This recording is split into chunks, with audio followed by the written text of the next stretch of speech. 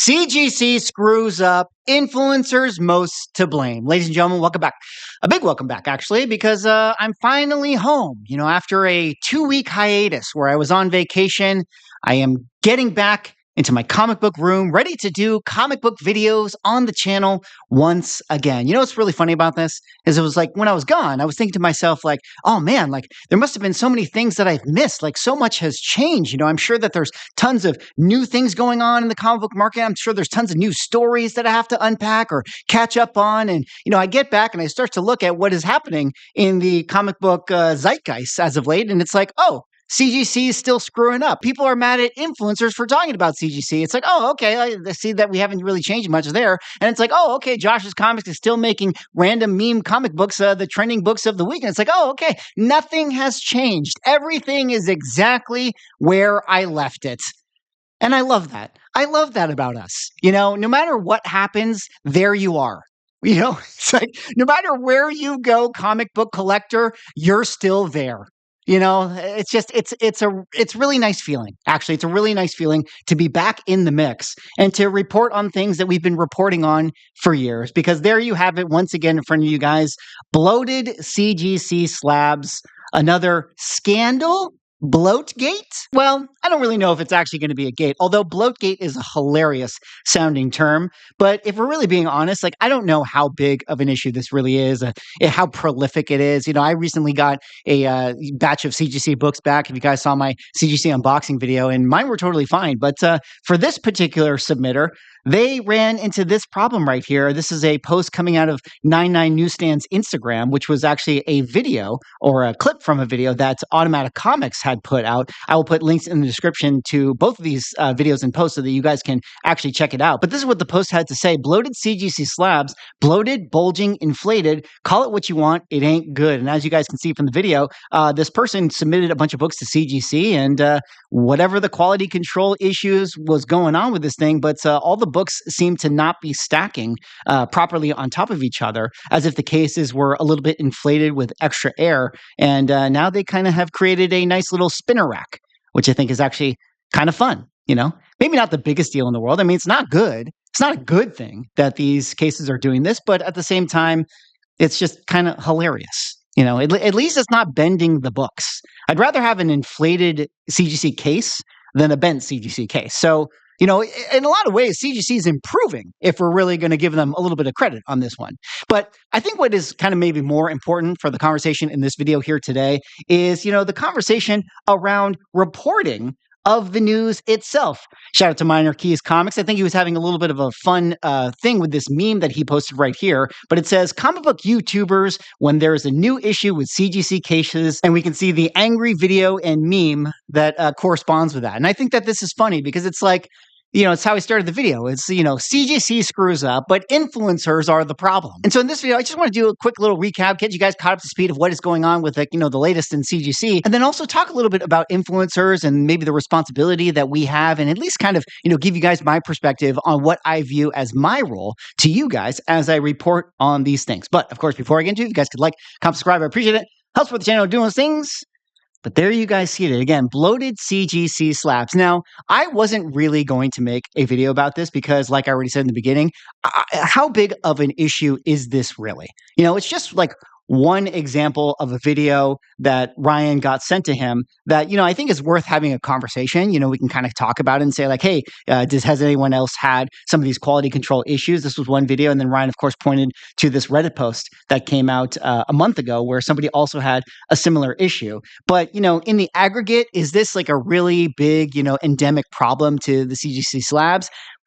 We can't really make that decision right now. Like, we don't actually know. If 6 months from now, people still have this and it's, tons and tons of submissions are coming back with bloated CGC slabs, then yeah, okay, we can have like an honest conversation about it and we can, all raise our pitchforks and do the whole thing. But as of right now, I'm willing to say that this is kind of like a one-off thing. And, we're going to have, mechanical errors every now and again with CGC. Although, in fairness, CGC seems to have lots of mechanical errors all the time. But as far as the bloat is concerned, this seems to be kind of a one-off thing. Oh, there you go, Swag, being a CGC shill. You know what hypothetical commenter that I'm imagining is going to write a comment something along those lines later on when I post this video is, Probably not that far off. The reality is this, okay? The reality is this. We all like these grading companies and we all hate these grading companies, and we're all hypocrites with how we interact with these grading companies. Because on the one hand, they screw up and we're mad. But on the other hand, we send books in and they make a lot of people a lot of money. And so people love them. And that's what it is. This is the reality of the world. Welcome to Earth. Okay. This is not a problem just in comic books. This is just how humans operate in everything that is. When something is working for them, they love it. When something is working against them, they hate it. But I digress on that. Okay, let's get into the comment section, which I thought was kind of the most interesting part of this story, and the backlash of people sort of commenting on these issues. This person right here said, "If you guys are so anti-CGC, yet it's ironic because you love profiting off of them like you do. Get all your books graded with PSA. Simple as that. Problem fixed. All the soy boys love to complain, yet keep using them." Well, here's the reality. Yeah, everyone is going to continue to use CGC. You know why? Because CGC gets you the most money. It's just logical to use them. And that's the thing. Everybody wants to grandstand. Everyone wants to be like principled and say, I'm not going to use this grading company anymore. But then behind closed doors, guess what? They still use the grading company. That's just what it is. Everybody is loyal to the company that gives them the most return on their comic books. That's where the loyalties lie. But you know what? Here's the thing that I think goes over people's head. You can complain about something and you can raise issues and also like the company. This is what we like to call tough love. I think it's really funny because every time I do a video, whether it's about PSA or CGC, I look at the comments and I see that it's a Rorschach test. Based on what people hear, whatever I say, as soon as it goes out of my mouth and into your ear, you guys process it in a certain way and you guys make an impression upon what I'm actually thinking when I say a thing. That's just like communication. It's like you guys think that if I'm talking about CGC and I'm like, oh, look at these bloated cases, that all of a sudden that means that I am a soldier of PSA trying to, do PR for them to to take down CGC. But the truth is that's really not the case. I actually like both companies. I don't have to have everything in my collection graded. I only grade like probably, I don't know, 5 to 10% of all the books that I own.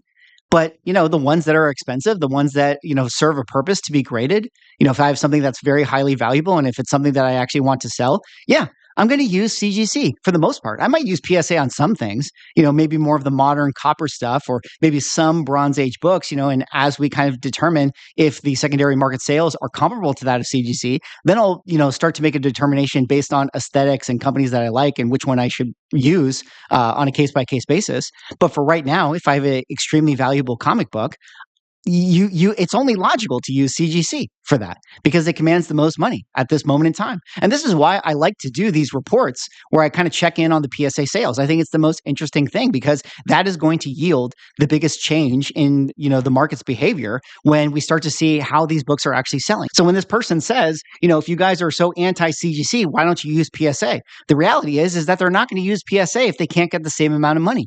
But again, that doesn't mean you can't, bring up issues with certain companies, or you can't talk about Bengate or Reholdergate or, bloat-gate in this instance, which again, I don't actually know if bloat-gate is really a thing, but I think it's important to still talk about these issues, to bring them up in discussions, as long as I'm not being like incendiary towards CGC. And I hope I'm never doing that. I mean, I realize that I can get very, very snarky and, trying to make quips, but I'm doing that with the intent to be sort of entertaining and fun for you guys to listen to it. I'm never actually mad, truly, truly, truly, truly mad at CGC or PSA or any of these grading companies. It takes a lot for me to actually get mad. I think you guys know me by now. I'm pretty chill about all things. I try to keep it level-headed.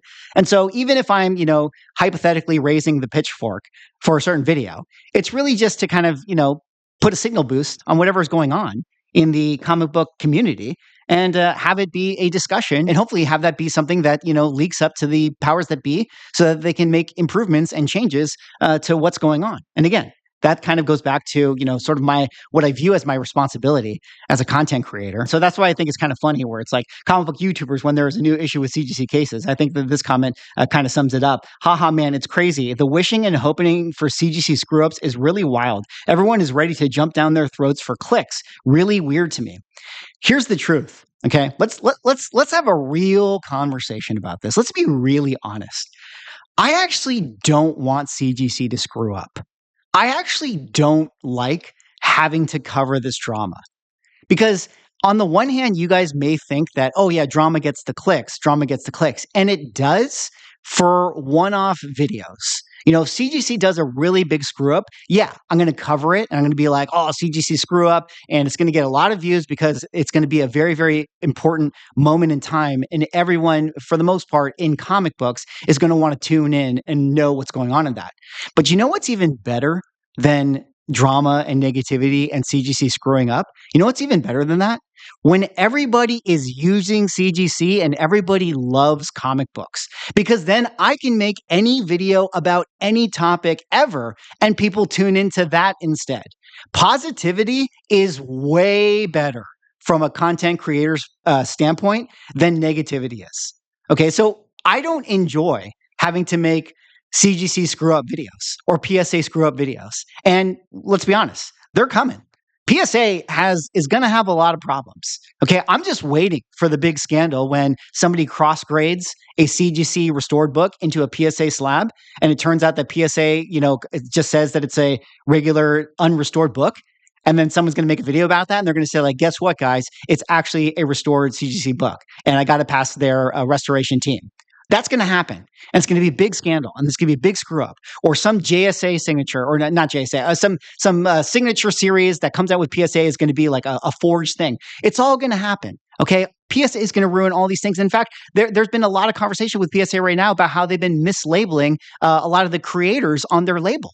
Shout out to Bronze Comics, who had a video talking about how they didn't have Jim Lee, or like a cover done by Jim Lee or art done by Jim Lee on one of the labels. And that's a big screw up as well. And that video did very well, and people were tuning into that. But ultimately, once again, let me reiterate, negativity is not a good thing for the long-term sustainability of a comic book hobby, or I guess more specifically, a content creator's lifespan, because people get tired of it. So while occasionally it's fun to hop on the bandwagon and to like get these hot takes and cover these hot topics and, rant about CGC, it's not something that I want to spend a lot of time doing. Anyways, that's all I really have for this video. That's me kind of going over the bloat-gate thing, and maybe more interestingly, and, so it's just something I kind of wanted to spitball on, is talking about the reaction to the coverage of these types of events. Again, guys, it's never my goal to make CGC or PSA or any of these companies look really bad. I'm just trying to call it like it is. If a bad thing happens, we're going to call it out. If a good thing happens, we're going to call it out.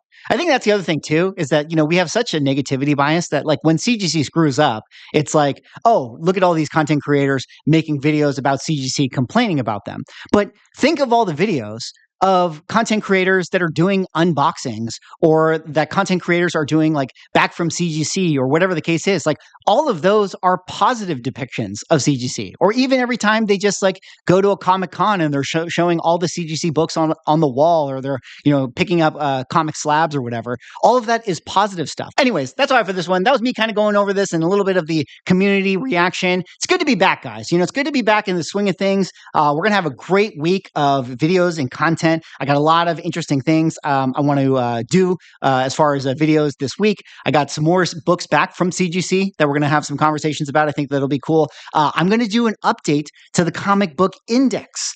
How about that, guys? It's been a little while. My thought with the comic book index is, I was kind of thinking, okay, I don't really want to do it every single month, but quarterly, maybe that's more interesting. And so I'm going to do an update probably tomorrow for that. So, that'll be interesting to talk about, the values and kind of where we sit in the current moment in time with the market.